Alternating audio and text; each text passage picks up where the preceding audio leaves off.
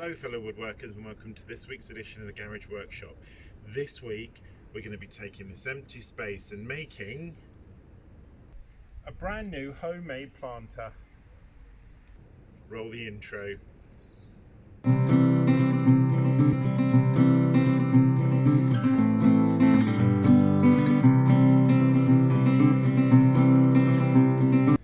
So in this week's video we're going to be inside and outside of the garage workshop, and we're going to be creating a planter to go underneath this window. So I've got a sort of couple of other planters that are dotted around the site which I'm going to try to duplicate, but obviously slightly different, and it's going to go here and extend out across these paving flags. So the one thing that I need to be very careful of is the angle. There is an angle to this and we're going to measure the angle in a minute and see what it is. But the plan is to get the planter up, get it lined with some weed membrane, fill it full of soil, and then we'll have a planter all ready to go for next season. Okay, so as I said, I've got some other planters and I'm going to sort of replicate the design as much as possible, and we'll talk through that in a minute. But the first thing I want to do is measure the angle between the wall and the paving stone. So I'm going to use my Parkside angle measurer, which I've reviewed in a previous video. It's actually a really nice piece of kit, this, and it's very, very simple. You just put it up against the side of the wall and put the measurement on the angle that you want to get. So once I've zeroed it,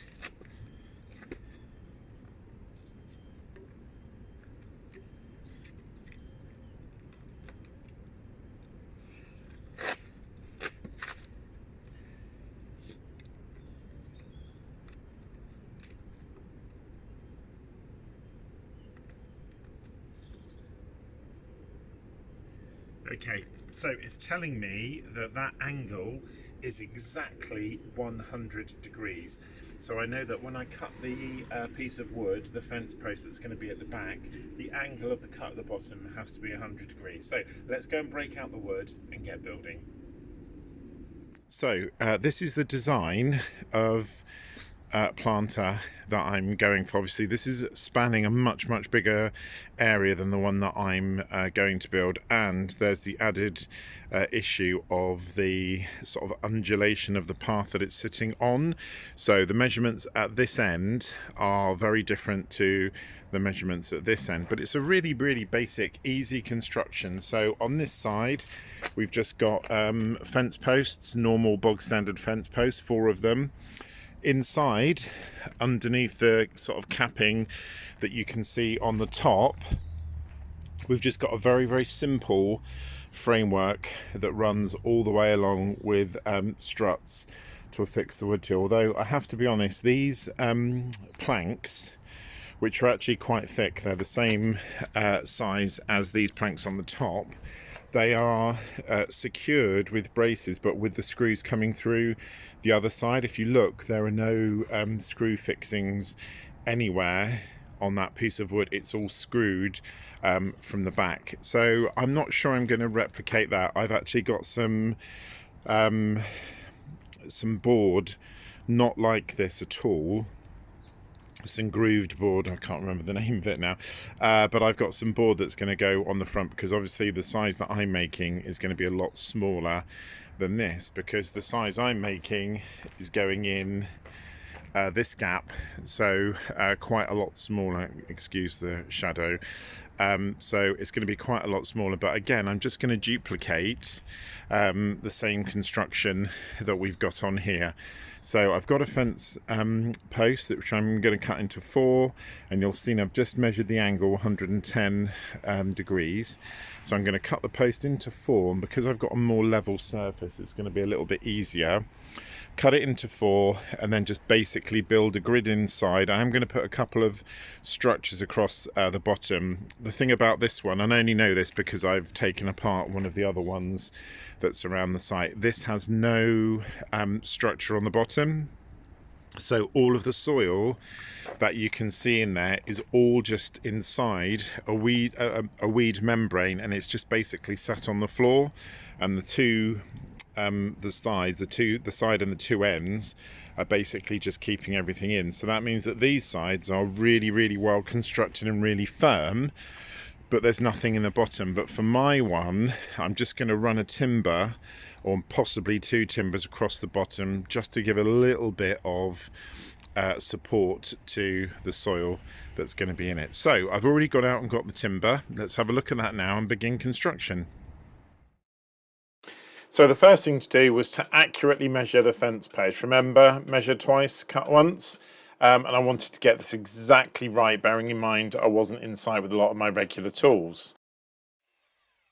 So as I said at the beginning, this actually was where I work that I was doing this build. I wasn't doing it in the garage workshop. And in fact, I'm very proud to say I didn't use any of the tools from the garage workshop at all. All I used was the plunge saw that you can see me using there, which I have at work, and some clamps, a handsaw, all really, really basic stuff that, to be honest, most DIYers have. But the disadvantage to that, as you can see from this clip, is when you're cutting a big thick piece of wood and you're using a plunge saw, it is ridiculously difficult. And with this whole project, the one thing that I would change would have been to have used a miter saw, or even perhaps a jigsaw would have been better, because I struggled with that plunge saw all the way through. And it's a McAllister, it's not my normal Parkside one, this is my work one. And you all know how I feel about my McAllister, about my Parkside. If you've watched my videos, the McAllister also is really heavy. I didn't notice how much heavier it was until I started using it. The Parkside is sort of fairly lightweight. So I had to make sort of double cuts above and below, and obviously that gave me some rough edges. Okay, so I've cut all of the pieces of wood now, and to be honest with you, there's sort of varying degrees of accuracy. That one's obviously pretty rough. That one's a lot better, a little bit rough.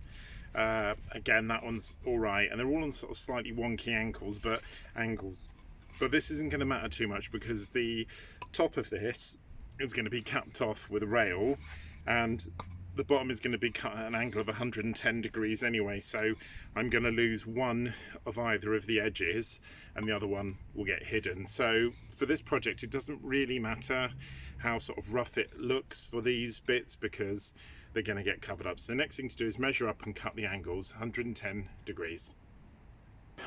I really took my time marking the angles on the bottom of this, because it was really, really important I got it right due to the nature of that slope. So when I got everything exactly as I wanted and I'd made all my cuts, I was ready to move on to the next stage of the project. The other thing I should say also is it was one of the hottest days in the whole of the summer. It was baking on this day, and trying to get this last little noggin off, I resorted to a little multi-tool, which actually worked really, really well. I was able to sort of level off some of the pieces that were quite rough, and using the wood cutting blade on it, I actually was managing to take off the sort of angle bits, which otherwise was going to be very, very difficult to do. So I was quite pleased I had it, to be honest. It turned out to be a really handy little piece of kit.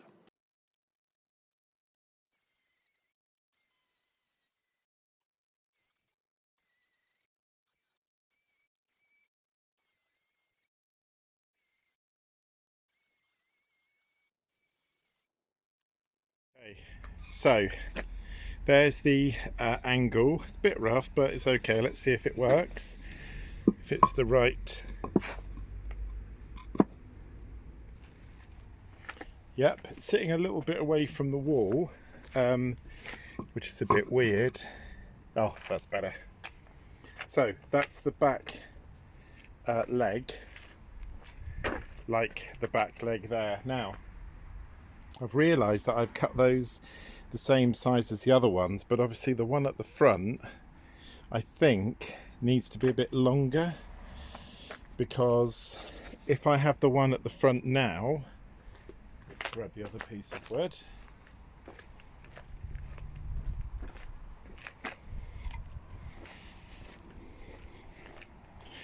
So if I put this one at the front now, I'm not 100%, well, I'm not 100% convinced it's going to stand up.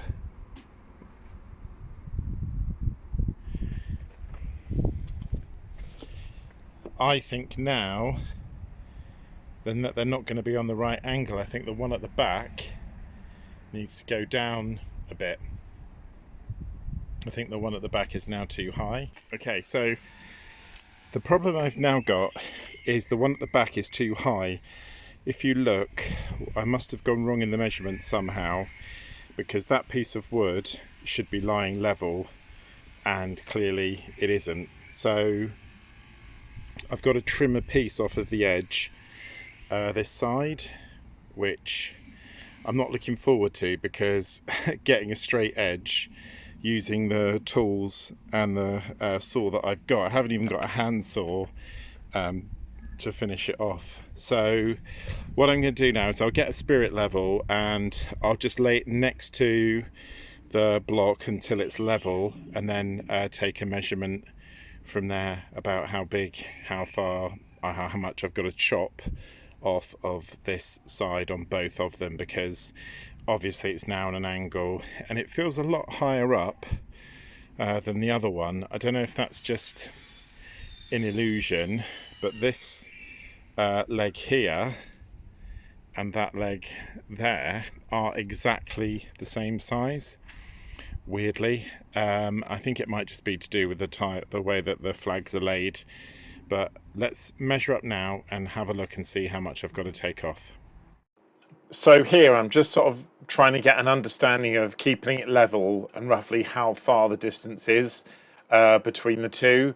This was just a sort of preliminary thing really, and to sort of help me mark the back sort of support, just so I knew roughly, and just see me marking it there roughly where I needed to go in terms of chopping it off, because obviously it was longer than it needed to be. And actually that turned out to be a problem that took a while in the end, but I sorted it. Next was the process of marking up and cutting down the wood. I'd been and bought one long and one 3 metre length of wood and one 2.4 metre length of wood to actually make the sort of braced support for this. And I thought that was going to be enough wood, but you know, as always happens when you're doing a project, you always run out and just need a little bit extra. So I went back, but actually I had to go back in the end to get more shiplap anyway, so it wasn't really too much of an ordeal. What was the ordeal was cutting this wood with that McAllister plunge saw. I got so frustrated at the end, I resorted pretty much to doing all the cuts with a handsaw. I just could not get on with that saw at all. I'm so glad I never bought it. I then drilled the holes, and these were going to connect my unit, this structure, to the fence post, which is the next thing I did. I've drilled the rest of the holes ready to offer it up, which I did next. Okay, so I've just offered it up, there you can see, and it looks perfectly the right size to me. So what I'm going to do now is attach on this side and this side the pieces of fence post, like this one here, just on the edge, just so I can level it up, and then I'm going to knock together the same frame, the one that's going to go at the back, which is a slightly different size. So I'm going to attach those now.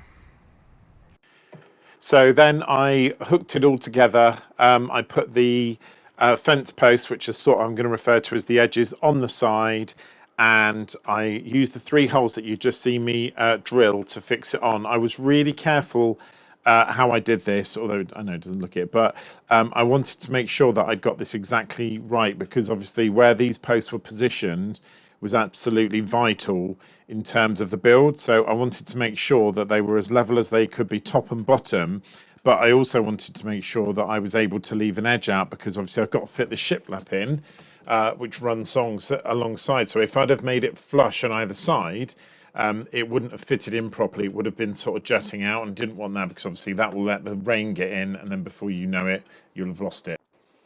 I then moved straight on to hooking up the second brace, which is sort of the back brace, the one that's going to be against the wall.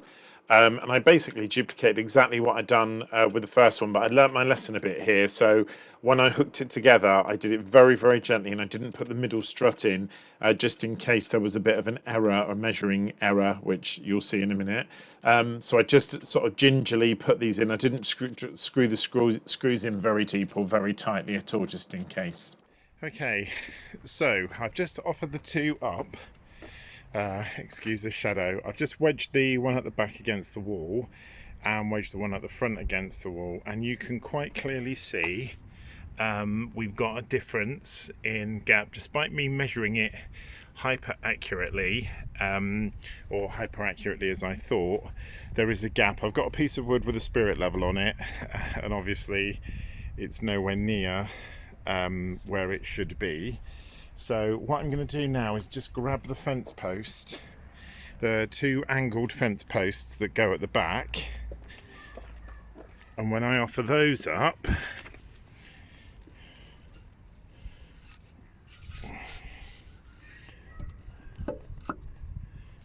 there, you can quite clearly see it is quite a long way over where it should be, which isn't an issue because I only basically roughly fix these in here, so it's no problem to just pop that top bench out and cut them back a bit, but they are quite a long way higher than that leveled out pole that's on the floor. And if I put the spirit level and the plank of wood on that, you can see, hopefully, if I get out the way, it's pretty much perfect. So I've got the height of the back poles the right size. What I must have done, looking at the gap is almost exactly a chunk of the wood, if you see what I mean. I think what I've done is allowed for the wood to be probably on the outside, because the gap I've got here is about, well, it's nearly exactly the width of a piece of wood. Might be a bit easier to see it if I move that off. It's almost the width of a piece of wood that's too much. So I'm going to remeasure it. I'll pop those two off, and then I'll just chop the two sides down. Obviously I'm going to have to chop down the middle rut as well. But the good thing is it looks good. I'm happy with how it looks. And the next thing will be to put a structure in between these two posts, so it's actually one whole solid unit. But let's take that apart quickly now, chop it down, and then fix it back on. Okay, so off camera, I just corrected that because let's face it, nobody wants to see a man sawing wood, do they? How dull. So I just took that off, and the other thing I did was I put the middle support in. I've just offered it up. One slight thing, and I'm going to put this down to the slight variance in the flags that are down, because as you can see this side, it's perfectly level, perfectly lined up. Everything is exactly the same size, yet on here I've got a gap of probably getting on 7 or 8 mil, which is weird, and I don't understand how that's happened. But what I'm going to do is just put a little wedge on the bottom, just a little skim on the bottom there of wood. I'll have some at the end just to make sure it remains level, and when I fix it on in a minute, I'm going to fix it on level with that. So I've just laid up my piece of wood across the two now, and I'm very pleased to say it's almost perfect. There's a tiny little run from left to right, but actually I thought about it, I'm actually going to leave that in because it's potentially going to give me a little bit of water drainage coming off, so I'm actually quite happy with that. I'm going to leave that in. So the next stage is to just fix these two posts in, and then I'm going to measure the cross member for here, top, bottom, same the other side, and I'm also going to put a cross brace across the middle at the bottom. I might even potentially put two cross braces in. I've just got to be careful because obviously these are on different levels, so it's going to be slightly higher up, and I don't want it to be too high because then obviously it's going to affect the actual laying of the soil bed on it. So that's the next thing, cross brace across it, then I can start shiplapping, and then we're getting close to the end. Doing the editing, I've just realised how much talking there is from me in this video, so I do apologise for that, but there was a lot I was going through, and I'm trying to explain it, sort of how I thought about it really. The next thing to do was to hook on the two fence posts to the back panel the back support, the back structure, which I'm doing now. And again, I took it very, very carefully. So I made sure that I left enough room, and I also made sure that it was level at the top and the bottom, particularly as this is the angled piece. So I had to get it absolutely right. So I was working through this very methodically, believe it or not my usual slapdash fashion. I actually did have a plan on how I was going to do it. So what I'm doing now is putting together the sort of infill structures that are going to join the front to the back. I took particular care measuring these, and again, when I hooked them up, I just did it very, very lightly to start with, just to make sure they were the right size and there weren't going to be any issues with them fitting in the gap. So I put them together and then offered them up, and you'll see they fitted together really nicely. It was very difficult to do this, actually, trying to balance getting this all in the right place, holding it up, making sure it was level. I used my spirit level in this build more than I think I've ever used it in my whole life. And also, due to the nature of how they were made, one side was a slightly better fit than the other side, but that's common in my experience. I don't mind admitting I was a bit nervous when it came to doing this connection, because it was a make or break, really. It had to work. So what I did was I propped up the section that's right against that other planter, and I put some wedges in it to make sure that was absolutely 100% level. I checked it numerous times with the spirit level, so then I knew that when I put in this side piece, if it gave me a level reading, it was definitely level, which fortunately it was. Then I was ready to move on to the sort of second side, the opposite side, as it were. And when I hooked this on, I used that little piece of wood you can see there underneath just to sort of rest on. It's not exactly the right height. It's more a sort of fallback, really. And then I started by screwing the top in just one side. Realised the screw that I had there was too small. So I hooked it in just on one side, and then I was able to spend some time levelling it up and getting it exactly right before I put the rest of the screws in. Screwed it in the wrong hole there, should never do that. As I was now clearly on a roll, I took the opportunity to roll this in and just attach the front. So I thought, just go for it. I propped it up exactly where it was going to be at the back. So I knew it was level. You can see the spirit level on there. I knew it was level. I knew it was exactly where I wanted it to be. I knew that the two angled pieces on the back fence post were absolutely perfectly in line. And as you can see me there using my level, I just attached it and used the level loads and loads of times to check all the angles. I'm just having a little ponder there about the size. There is a tiny little bit of a gap between that fence post that I'm touching now and the rest. I don't know why it wasn't on the other pieces, but to be honest with you, you wouldn't notice it when the outside sort of frame goes on anyway. So I hooked it all together, persuaded the side in with the hammer, but got there, got it all nice and level, and I was really, really happy with how it looked and how it had turned out. So, as you saw, I just fixed it in on all of the sides, and it is 100% flat everywhere. The only issue that I've got is in this corner here, where either due to the fall of the tarmac, I apologise if you can hear the screaming, by the way, it's a really hot day today and there's lots of children in the estate in their swimming pool, so that's the only issue really, and I think I'll probably be able to take that out with shiplap anyway, or I can always add a bit on the side. The only other thing is potentially something down here, but I think the shiplap will cover it enough. The only other thing I was going to do was put two support beams across the middle, which I might still do, but it is incredibly difficult to cut with a plunge saw, to cut this wood with a plunge saw.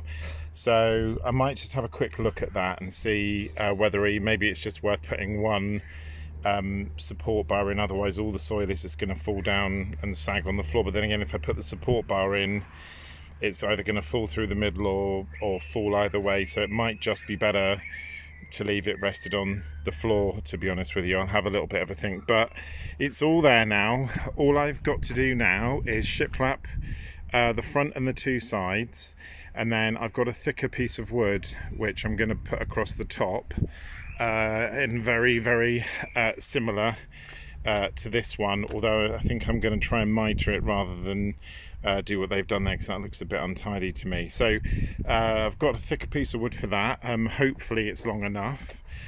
I'll start by cutting the two main joints first, then I just got to put the weed fabric in and we're done. But a lot of effort, I know, for what doesn't seem like a lot, but actually there's a huge amount gone into this and it's nice and level now. So I'm really pleased with how it's turned out. I know it doesn't look much at the moment, but when it's got the shiplap around the outside, I think it will look fab. So let's do that now.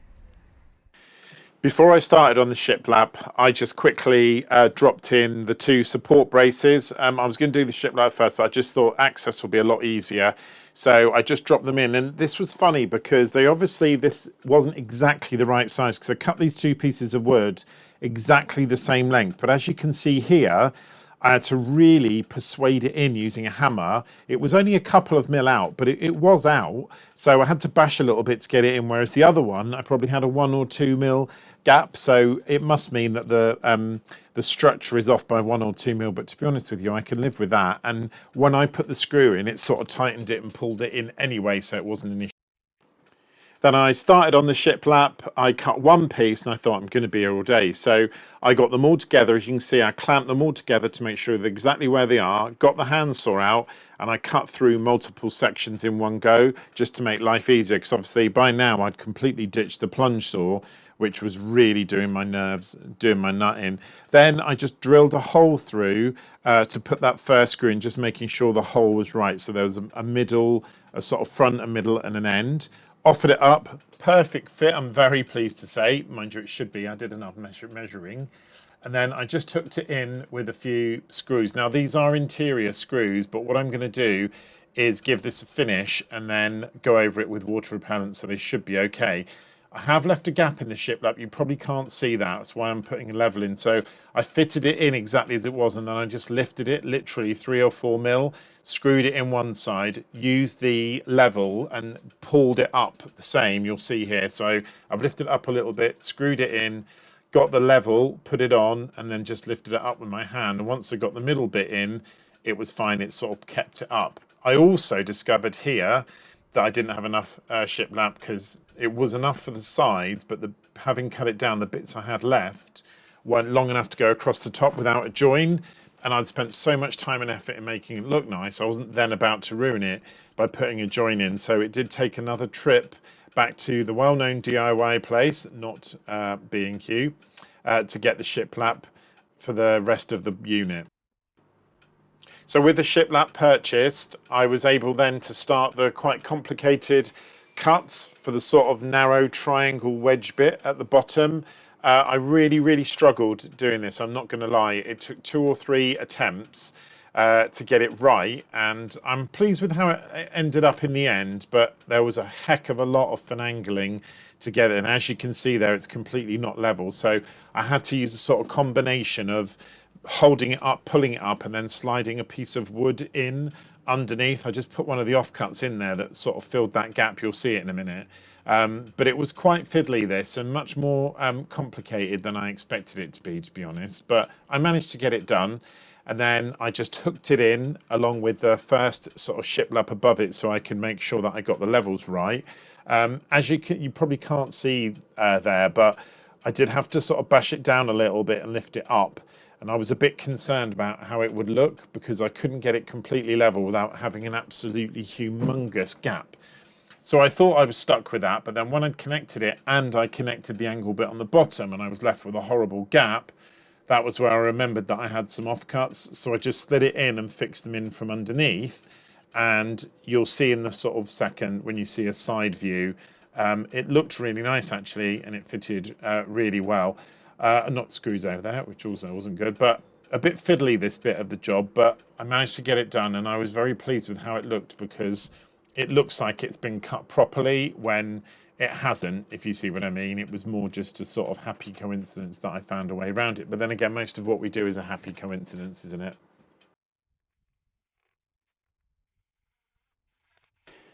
I believe when I go to sleep tonight, I'm going to be seeing shiplap in my dream. So here, this is the new pack, and actually I kept it all you know, it comes in that plastic that secures it. I kept it in that as I cut it, which I thought worked out was a really good idea. And then when I started cutting through, the first sort of top sheet started moving, and it actually was a really bad idea. So I abandoned it after that. But I got the right size pieces, so that was the most important thing. So I then went back to that angle bit. You can see I haven't put the angle bit in there yet, and leveled it up as best I could. I took a couple of goes of getting it exactly right, as you can see. But this is the side that you're going to face when you walk past it. So I wanted to make it look as neat as possible. And to be honest, I was pleased with how it turned out. I think just bit by bit, I gradually leveled it up. It's not in line with the rest, as you can see there, but it's pretty close. And to be honest, things like that aren't really a concern to me. So when I got the top bit in and I'd fixed it, I just got a pencil and marked it to cut it later. And then I went back to the front piece and again did the same thing with a pencil, just put a mark all the way along it so I could trim the edge off, which I did off camera with the dreaded plunge saw. Then I offered it up. It was completely level with the wooden framework, which is exactly what I wanted. So then I used this piece of wood just to make sure that all the screw holes were in line, and I just hooked it on by putting a screw on either side. But as you can see, it looks really neat. I was very pleased. I then turned my attention to the other side, the lesser known side as I refer it, and that's a little reference for any Fools and Horses fans. So I put it in. You can see here at the bottom, I've got that wedge piece of wood that I talked about. I put on the other side. I found an offcut and just hooked it in there. It's actually connected to the wood at the back. You can't see it very clearly, but it is. So I just added the shiplap one by one, exactly as I'd done on the other side, just checking to make sure it was level all the way through, and just hooking it on the side. It did take a couple of goes to get this right, and obviously the amount of boards on this side aren't the same as the amount of boards on the other side, but again, I don't think that matters because you're never really going to see it, so to me it's not a big issue. I got it all, got the top bit up exactly as I'd done before, marked it up, ready for cutting. I then went back to the dreaded plunge saw, made the cut, and then attached it back on to get it all nice and level.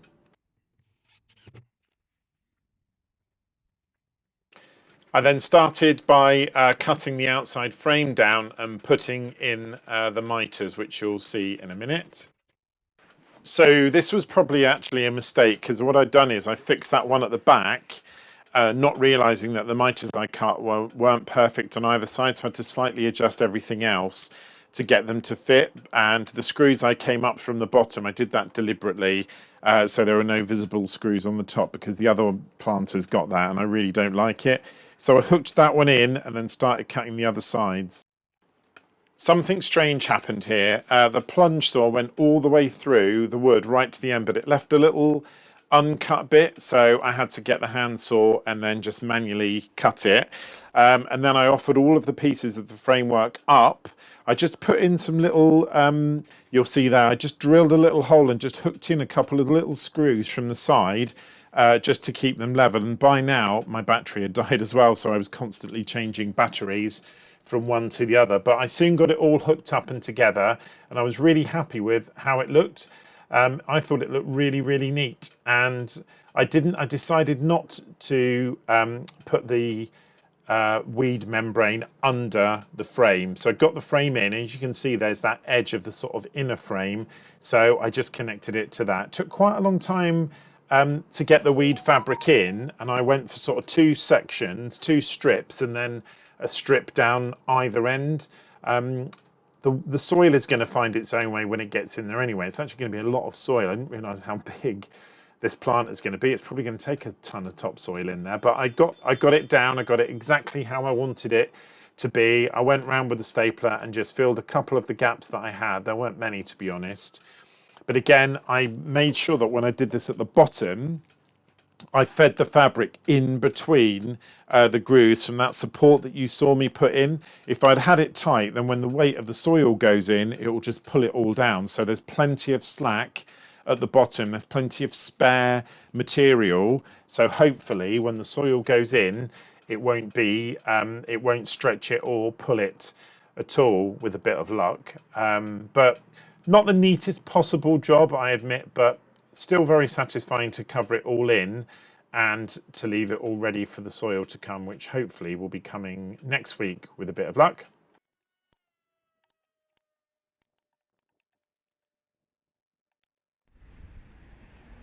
So, fellow woodworkers, the project is over. Don't mind admitting I'm absolutely shattered. It's taken all day to build this on one of the hottest days of the year here in the United Kingdom. But really, really well worth it. I'm very, very pleased with how it's turned out. First time I've used shiplap, that was a learning experience. Good, but lots of things that I would change if I did it again. A lot of the techniques I've used in here I've done for the very first time, although essentially it's just a framework, a skeleton framework. There was a lot more involved in it. The top was a little bit difficult to do. It's a little bit wobbly and a little bit uneven, but that just adds to the rustic look of it. Overall, I would say it's one of the most ambitious projects I've ever done, and I'm very, very pleased with it. If this is your first time at the Garage Workshop, please can I ask you to subscribe, like and comment. If you're a regular viewer, please comment. I reply to all of them and I love them. I'll catch you on the next episode of the Garage Workshop. Take care, fellow woodworkers.